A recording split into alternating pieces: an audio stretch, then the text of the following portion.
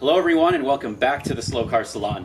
My name's Gabe, and I got really tired of seeing Alex here without this beautiful Celica on the road, and we're here to do something about that today. My name's Kace. I also got sick of him not driving his car because I have a Celica and I drive it, and I want him to drive it because it's a shame to sit. It's been almost 4 years since I started this project, guys, so I think without further ado, we should get to work, don't you think? Let's get started.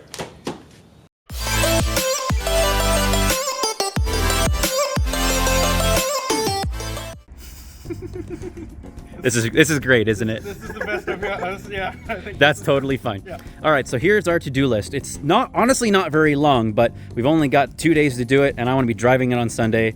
So the first order of business is going to be the transmission install. As you saw in the update video where everything was leaking, we're going to be making sure the transmission hydraulic lines will be able to route in and out of the bell housing properly, and then reinstall the transmission. And then with that, so we can make sure we can actually check the hydraulics once the transmission goes in, we're going to shorten the clutch master rod because the Land Cruiser master cylinder I have in there, the rod coming into the interior is too long, and thus I can't get the C-clip onto the brake pedal itself. So we're going to check that and do all of that first, because without any of that, the rest of this cannot happen.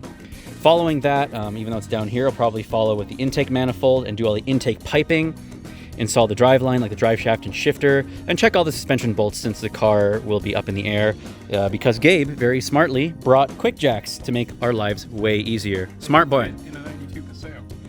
Amazing. Then, following that, once the car is basically buttoned up and we know the car will run and it'll engage and disengage the clutch properly and maybe spin the wheels a bit, Gabe will get under there and completely fabricate my catback exhaust. Simultaneously, I'll be doing the O2 sensor wiring and any other wires that I did not tend to under the dash. Kace will button up the interior. I'll get to the radiator as well because I finally got that welded, as you'll see later on.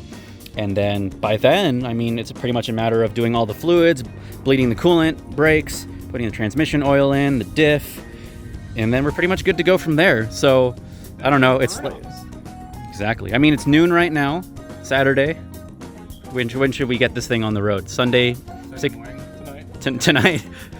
That's ambitious. 2 in the morning. 2 in the morning. We're gonna pull an all-nighter? I thought I might get some sleep. No, you got a Celica. No sleep? Okay, fine. We're gonna set that. Good. Well, let's get started.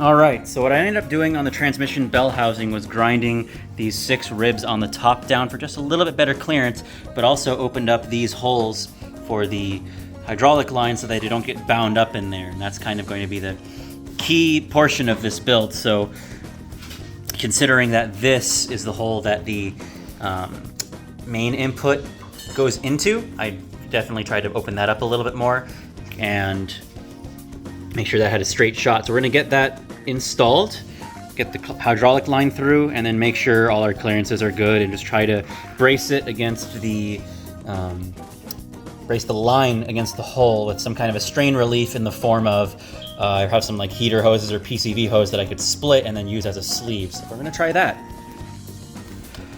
All right, I ended up doing a little bit more work with the die grinder here, and what we have ended up with is quite a significant amount of grinding on the inside area of the bell housing here, but that's because this really needs to be, as you can see with the slave cylinder in place, it's really got to be a straight shot in there, as much as I can try to show you here, both for the input and the bleeder side, and that way it doesn't get knocked around from installing the bell housing, and nor does the hose itself get tweaked from resting on the edges of the hole. So now it's clearanced enough.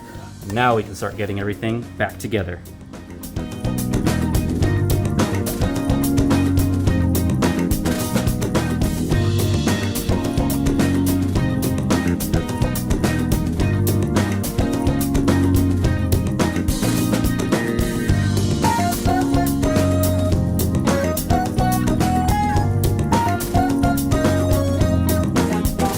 All right, Triumph. We used the transmission jack, even just a Harbor Freight one, but it made putting the transmission in so much more easily than it would have otherwise, muscling it. Right, guys? Otherwise, that was like less than 5 minutes. Yeah, that is excellent. As nice as it could have. That is beautiful, because that, again, this was kind of like the make or break, so I'm glad that we could handle this first. So if this is the case, well, yeah, go ahead. Well done. More bolt. Excellent. And in the meanwhile, I'm trying to fix some wires that got torn from the last time I took it out, so be careful when you remove and drop your transmission.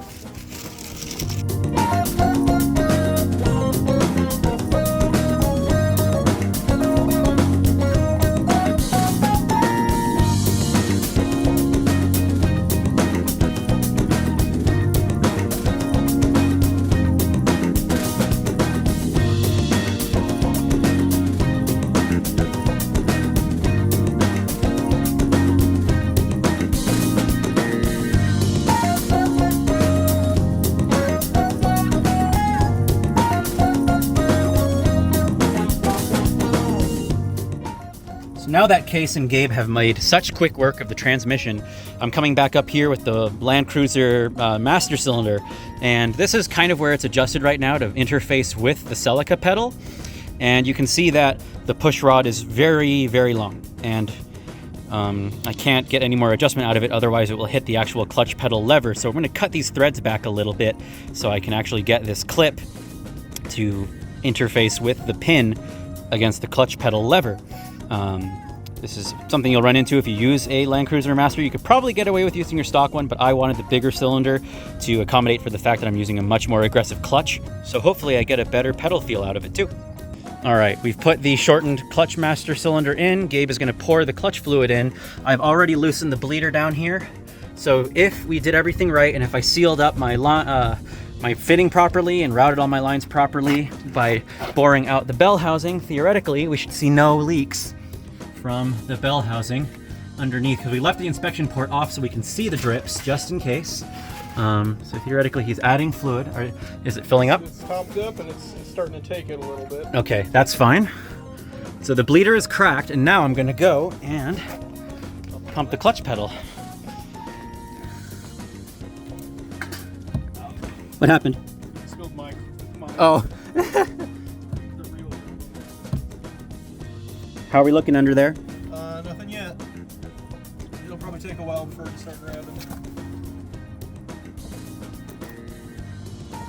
How's the level up top? It's still half, 3/4 full. There's some fluid on that bleeder. Oh, is it going? I heard a Yes, sir. squirty. Yes, sir. Oh, look at that. Okay, somebody needs to get in there and tighten that little black nipple there while I'm going to say down, and that's how I know you'll know that I'm pressing Let me know down. when you're Down. Okay. Okay. Use that 7mm wrench there kind of works. It's way too small. Of the two little sockets, use the 7mm socket to tighten it up. It's an SAE size. I shouldn't have used Camaro stuff on this thing. It's not quite right. This is also not the right size, but No, it is not. I think that's tight enough. Is it? Or we went dry up top. You went dry up top? Oh, okay. Add fluid. See how we go, because I was pushing it to see how it felt, and then it kind of went through, Yep. and then yeah. Okay, success. We have a clutch pedal. Although it feels crummy, I think that's a effect of thank you. That's an effect of the T56 throwout bearing, unfortunately. So now I'm putting the shifter back together. The boys are putting all the bell housing bolts back in now that we verified we have a good clutch pedal, and then Gabe is actually going to start working on the exhaust while I button everything up here, put the fluid in the transmission. Kace works on the driveline underneath, and then after all that, then I'm going to tackle the intake manifold so that I can actually start it up and maybe run it through the gears after filling the transmission and diff. So that's what we'll be up to next.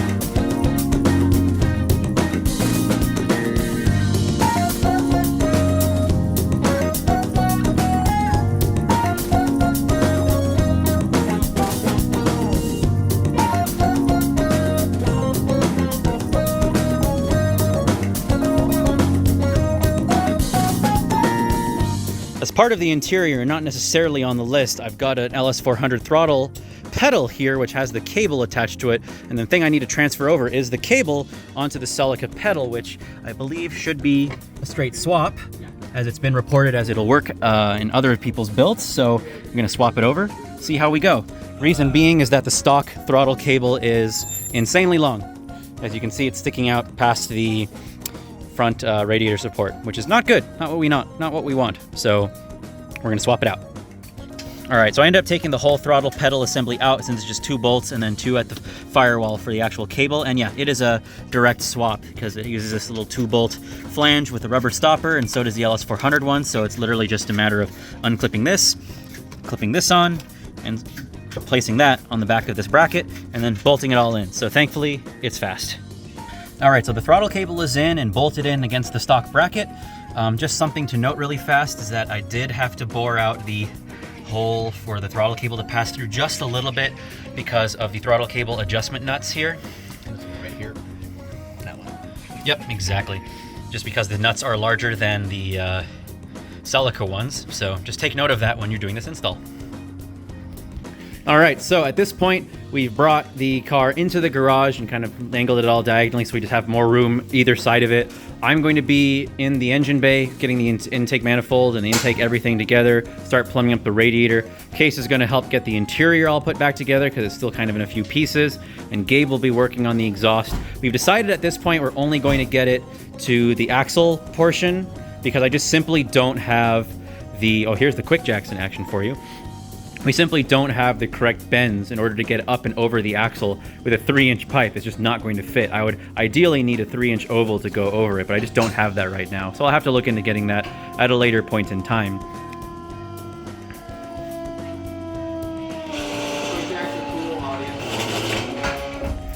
Well, that made a concerning noise, but there you go. These quick jacks have made the transmission swap ridiculously easy. Thank goodness we have these. Thank goodness for Gabe for throwing his quick jacks into his Paseo by removing the passenger seat. It was a tight fit, I will admit. Yes. So anyways, that's what we're up to. It's a late night, but we'll be pushing through because I think we want to take it for a spin in the morning.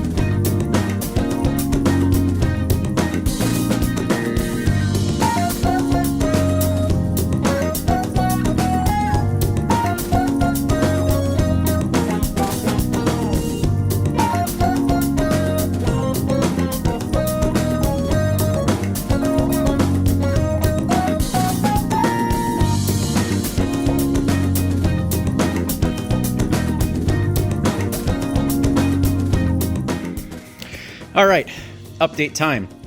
We worked pretty late into the night last night, but now we're bright and chipper and rested again. So I'll give you a little peek here of what Gabe has put together.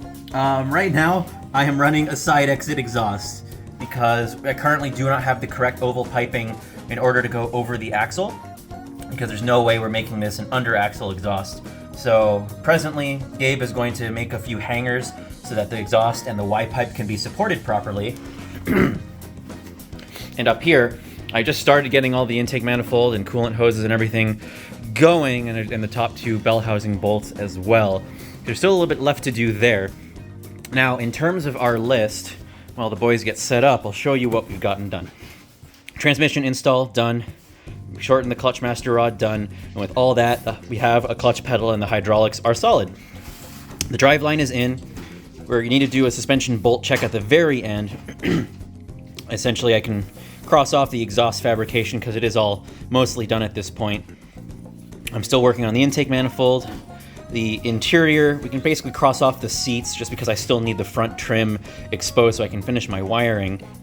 Once the intake manifold is done, We'll put in the radiator, pipe it all up, and also in the meanwhile, the boys are working on getting the fluids in. They're currently changing out the diff fluid for some much thicker stuff than I would normally recommend on a diff, which standardly asks for 8090 or 7590. We are using exactly Torco RGO 85140. So I wanted something real thick to make sure that all my Weir Max Grip LSD clutch plates lock up very, very nicely. So we're gonna use some of this. Gabe is now getting stuff together for the exhaust. The fill plug is out on the diff because we drained it last night as well. So a lot of things happening in parallel. Whoopsie, I just kicked the side pipe, which also has a V-band, I will add. So that makes reinstall and removal very, very easy. So that's all the things that are happening. I'm gonna cross off a few more items and we should be able to get a little test drive out of it. It is quite foggy out, so it's quite wet, which may mean some rear tire spinning.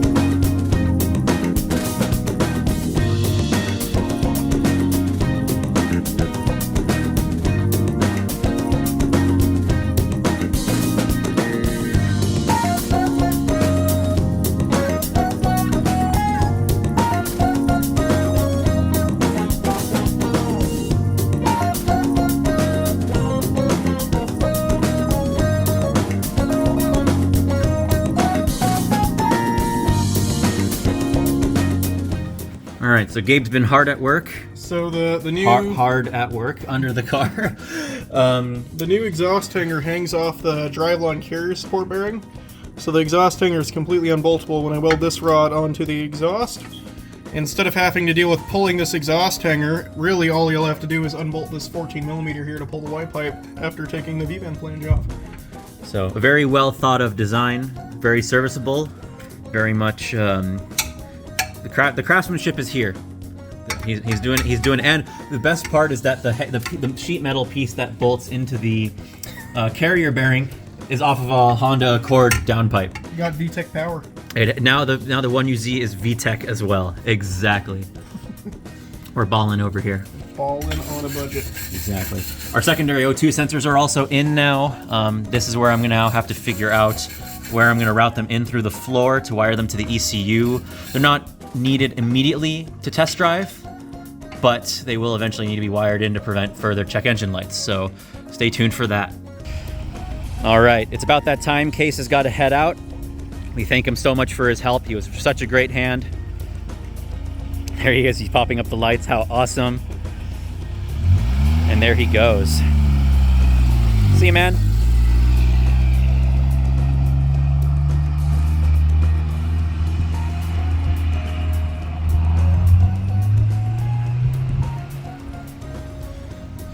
Alrighty, well, we're gonna give everybody a little update on what's been happening now since we've been working away. Exhaust is done. You finished the hanger. Good. I have been putting the intake manifold back together, which has been good. It's been smooth, easy. Now, the trouble area we had, because Gabe and Kace were then bleeding all the brakes and fluids and things, when it came to bleeding the brakes, we had issues with not only the fitting and junction that I made here on this brake line, but also with the Flying Miata M10 conversion fittings leaking on the prop valve. And it turns out there is a prop valve available that has the M10x1 metric fittings, so you can just put the fitting directly in. But then this line and this fitting has some kind of a leak or issue. So that's something to look into later. But unfortunately, it's going to prevent like an actual drive today because, yeah, then we have no brakes effectively, unfortunately, which is not ideal and a little hold up, but doesn't mean we can't get the rest of the things that we need to get done finished up, especially while Gabe is here. So I think we're gonna get to that next. Literally all that's left, according to our list now, is bolt check, put the secondary O2 sensors through the floor, install the radiator, and I'm working on that, and then just check the engine oil and put the coolant in once the radiator is done, and that is it. So let's cross off what is left.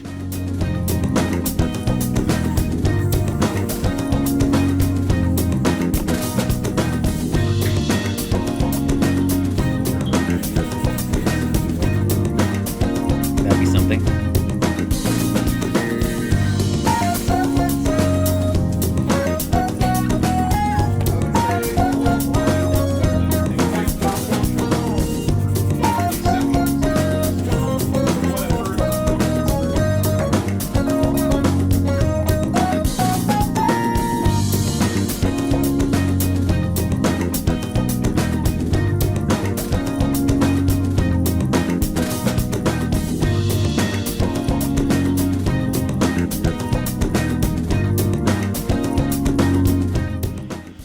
All right, so we got the car on the ground. I ended up kind of making sure everything was connected as far as the O2 sensors, the primary O2 sensors that is, and tucking lines and things away so everything's neat. And then we started mounting the radiator and trying to get it plumbed up, but at least to make sure that all of the harness and the intake manifold and every other connection and things are good. No vacuum leaks, except for one very hard trouble area we had was at the IACV hose because my intake side is smaller than the actual port on the IACV. Not sure why that is, but I'll probably chalk it up to a difference between LS400 and SE400 parts being mixed, which I've seemed to do a lot of here in this case. But anyways, we're in a really good spot because I got the ECU hooked up on the floor in the passenger seat, and here's what we got.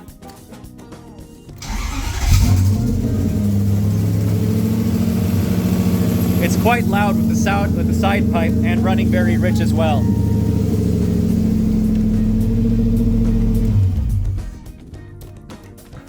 I think definitely resonating inside a very small building is hurting us. Yeah, we're the closed off garage. It's echoing off of this wall and bouncing off for sure. So yeah, I'm sure the richness is probably due in part, or mostly now that that's the last thing, to the fact that the radiator doesn't have any, or the cooling system has no fluid in it.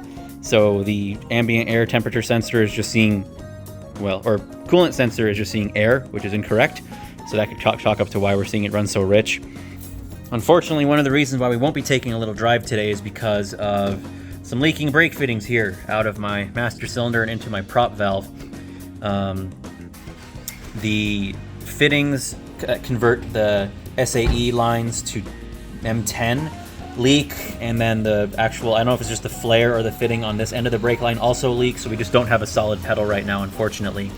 So we're not going to go for a drive, but we can be able to at least roll it around and not get into too much trouble.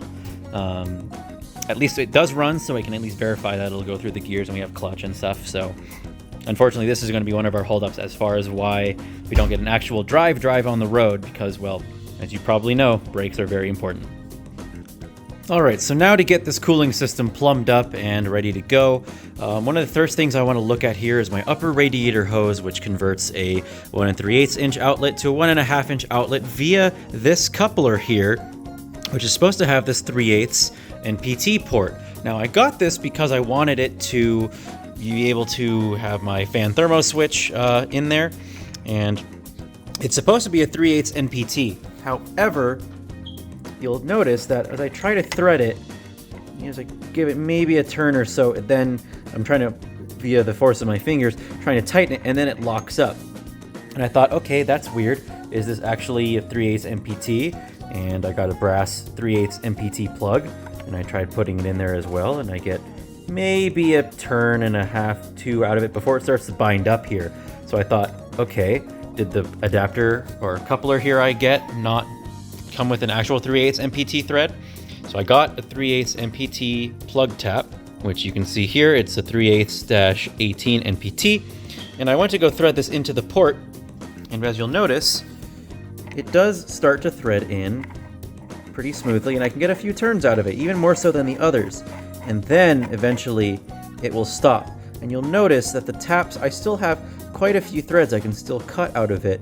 So what my guess here is that obviously whichever machinist tapped this only tapped using the first part of whatever tap that they used, or it was slightly undersized or the tolerances were bad. Because what I'm thinking is that because they use the tip, the overall diameter of this plug and the threads are actually too tight.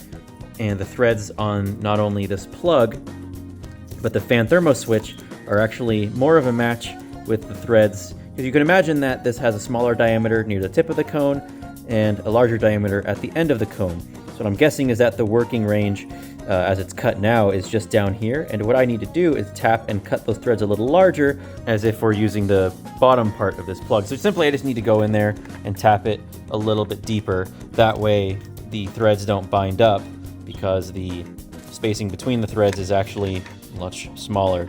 So I'm going to do that, make sure that this gets bored out, and then that way I can actually use my fan thermo switch here, so that way we have something to trip the fan relay.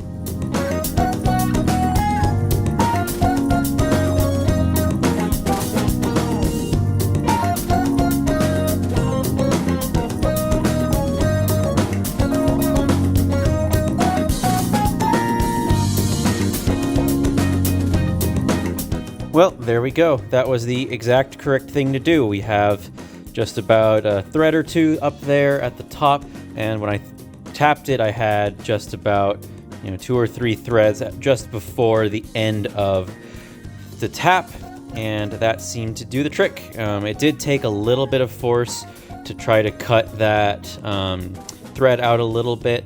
I mean, you might be able to get away with drilling it a little bit and then recutting the threads. That way you're not putting all the force of the cutting on the tap, but if you use proper lubrication and you have a good wrench or a tap holder, it probably won't be an issue. But now you can see that the sensor body, see if I can get a good angle of this for you.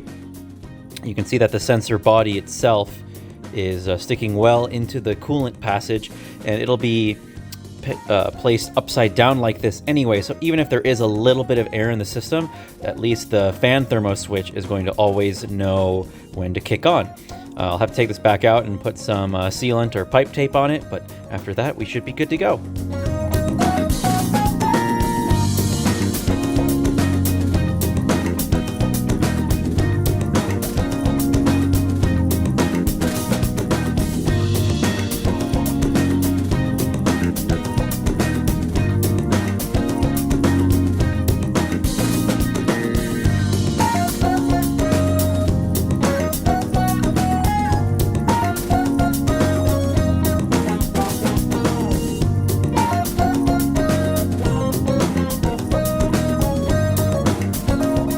Okay, so after a little bit of fiddling, I think I figured out a lower radiator hose setup that works. Now, because I have the XAT custom power steering pulley, and the way that I had the lower radiator pipe welded, I was able to make it clear and give myself a decent bit of room. And even with the coupler on, you can see I have some decent clearance there to the pulley.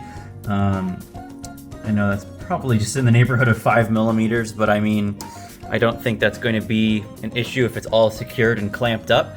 So what this setup is effectively, down here we have a converter, a silicone converter pipe that goes from 1 3/8 to 1 1/2, and then with a small piece of metal pipe between that converter and then this elbow, which I'll have to bead roll either side, and then that will have a double clamp, and then that goes into another piece of 1 1/2-inch pipe, bead roll each end, and then to another 1 1/2-inch silicone joiner or coupler, and then that goes to my very beautiful billet thermostat neck.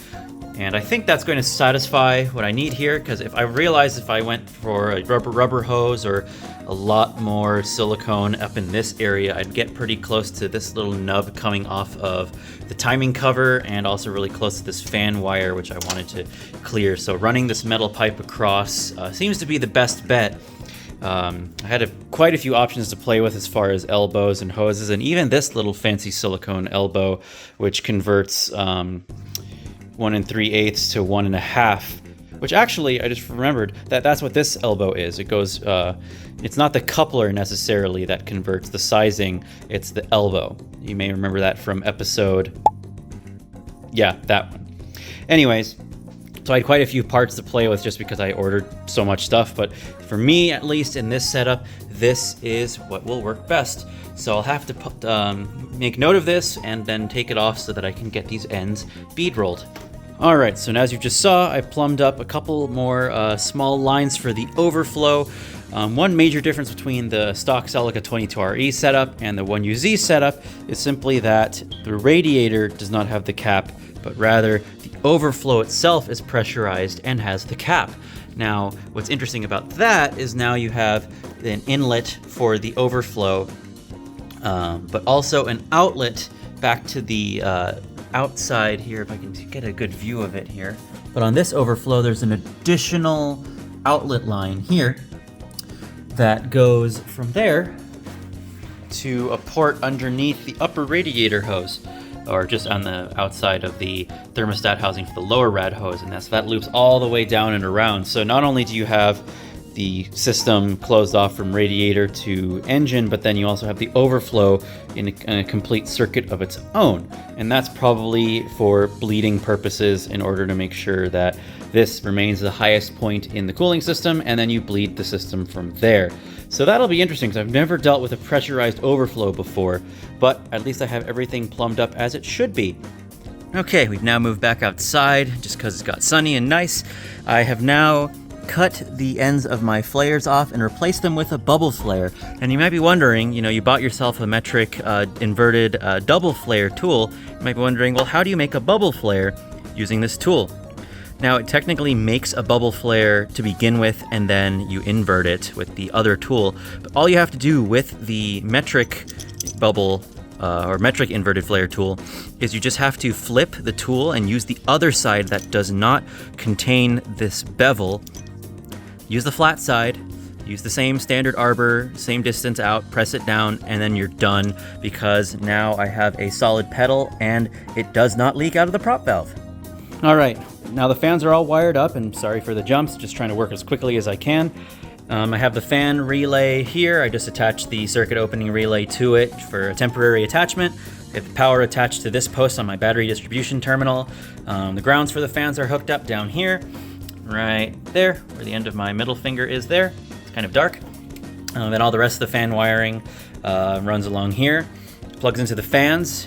One of the gray wires is hooked up to the temp switch, and the orange wire I have hooked up to the old igniter power plug, because that called for a switched ignition signal, and that is a switched ignition signal. So I figured it's free, it's right there, and we'll use it. All right, car's been idling, it's up to temp, and got the heater valve open while bleeding it, and it's idling smoothly now at 700 RPM. No more leak at the nipple. The JB Weld solved it, which is awesome. And also we had a slight leak here, which just was a matter of tightening up the clamps, which was easy. But looks like we're good. So I think now it's just a matter of bleeding the brakes and see if we can get on the road. Oh, and I just noticed the level is a little low, so we'll turn it off, bleed the brakes, and let that cool so I can open it back up and make sure the system is completely full, and then we'll go from there.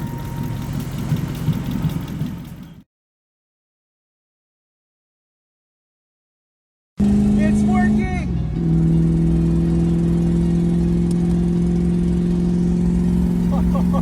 It's smelly too. Oh yeah, It drives mostly straight. That's good. mostly no leaking. Wow. Apparently we're doing 80 kilometers an hour, 45, 85, 90.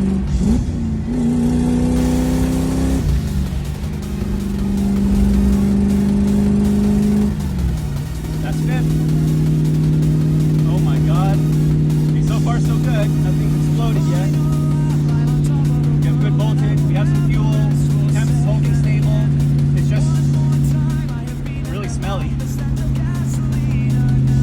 All right, so I've taken the car a mile away from the house just for its maiden voyage. It's sounding good. A little lumpy, just because exhaust leak or something, or the EGR is not hooked up. The fans haven't kicked on yet. I'm sure they will at some point. It just smells weird because maybe it's burning off oil or grease or paint, but it otherwise sounds good and it's running smoothly. So that's good so far. It's pretty loud as well, but we were expecting that. Let's see if we can get it back home. And literally right as I walked away, the fans just kicked on. So good, those are working. Let's see how it looks on the temp gauge. Okay, good. It's holding stable on the temp gauge as well, so that's pretty good.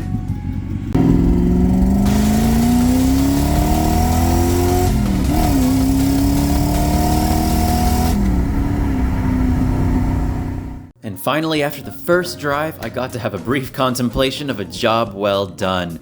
It was absolute bliss to have driven my car after all these years. 3 years, in fact, since I started the project. But there was no stopping there because I went and got some awesome Dunlop Dureza Z3s, 200 treadwear tires, and took it over to the shop San Bruno for a full custom alignment and to get the tires swapped out. On the drive back home from the shop, I was having an absolute riot listening to my exhaust echoing off of all the cars that were passing by me on the highway. However, there were still some loose ends to tie up, so I brought her home, brought out the foam cannon, and gave her a wash that she absolutely deserved after sitting in the garage for 3 years. So having done that, I put some shine on the tires, waxed her, attempted to put the strut bar on, which didn't fit and you'll see why later, and then took her to Radwood, San Francisco the very next day. What an event this was. I had so many people come up and ask me about this swap. While I didn't win any awards, she was certainly a crowd favorite, and I even got these amazing film shots of the car that this guy sent me later on. It was quite an amazing event, and boy were we sunburned to hell afterwards, but there were so many cool cars and it was an amazing experience on the pier. So anyways, that pretty much wraps up the series at this point as far as the major build is concerned. Obviously there were certain things that didn't necessarily get finished, like the exhaust, the secondary O2 sensors, and some of the things you may have noticed like the oil pressure sensor not working and the alternator charge light. But I will address those later and even explain what was going on in life that has distracted me, you could say, from getting this build done.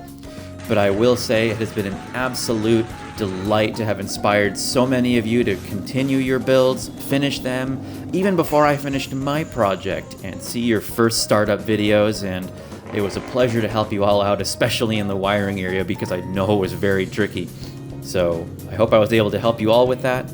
Stay tuned for the next videos because there will be one more video out on suspension changes I made before I actually put the 1UZ in the car. So stay tuned for that. So thank you for watching, and I'll see you in the next one. Goodbye for now.